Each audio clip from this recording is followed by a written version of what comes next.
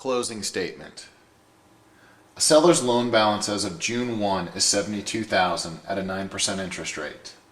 The seller's lending institution requires interest to be paid to the end of the month of closing. Closing date is June 10th.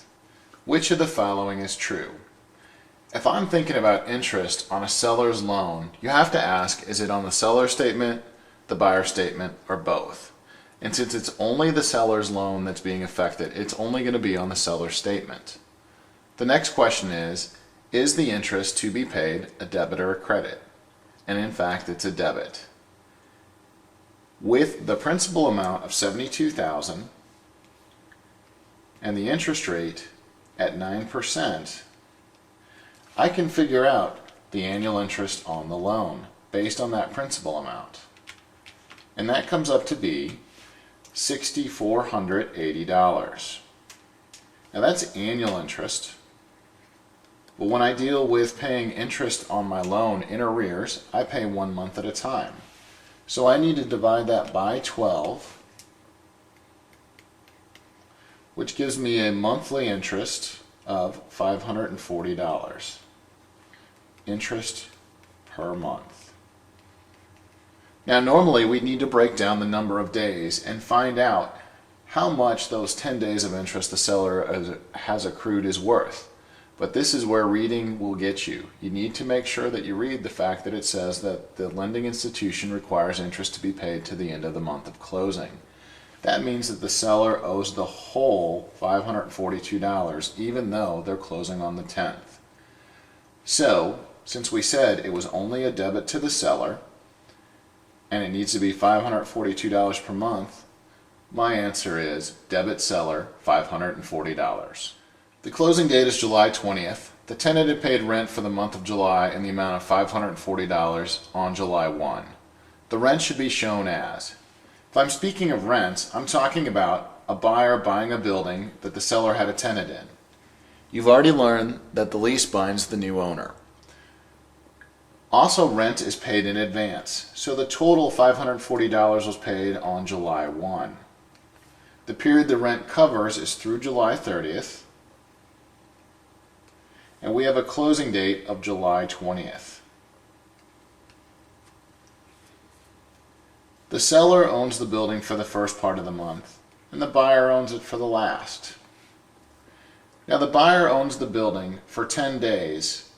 They have a tenant, and yet they don't have any rent for that. So at closing, we need to take these 10 days worth of rent from the seller and give it to the buyer. So if I'm taking money from the seller, I'm going to be debiting the seller and crediting the buyer. Now the total rent is $540. We take the $540 and we divide it by 30 days in a month. That comes up with a rent of $18 per day. And we said that the seller owes the buyer 10 days. So multiply that times 10 days means that the seller owes the buyer $180. So I need an answer that says debit seller, credit buyer, $180. And your correct answer says $180 debit to the seller and $180 credit to the buyer. If the closing date is June 30th and the sellers relocate, taxes of $664 due at the end of the year. How would the entry show on the buyer's statement?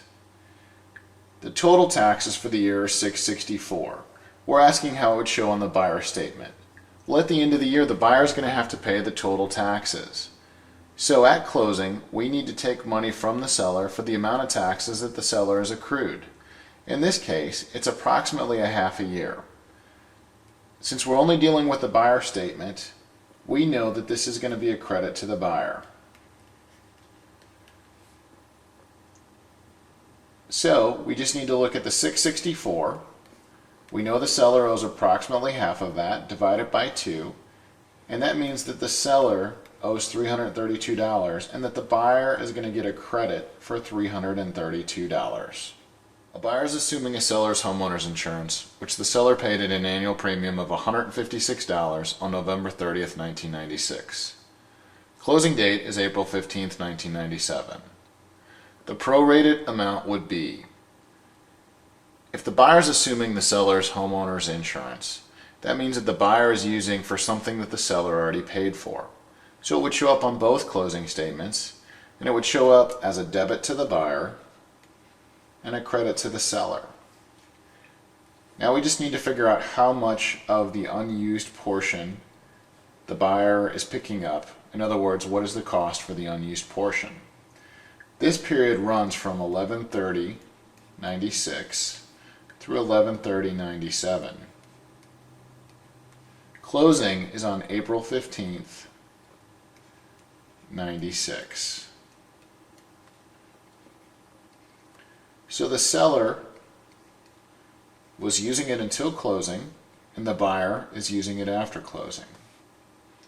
The amount of time that the buyer is using it for is 7 months and 15 days, or 7.5 months. If the total premium was $156, we divide that by 12 months for the term, so 156 divided by 12 gives us $13 per month. All we need to do now is multiply it times the amount that the buyer is using, which is 7.5 months,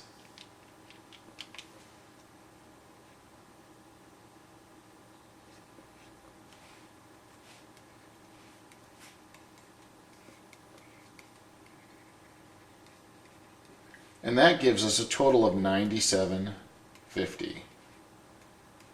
So I'm looking for an answer that says $97.50 debit buyer, credit seller. Again, $97.50 debit to the buyer and $97.50 credit to the seller.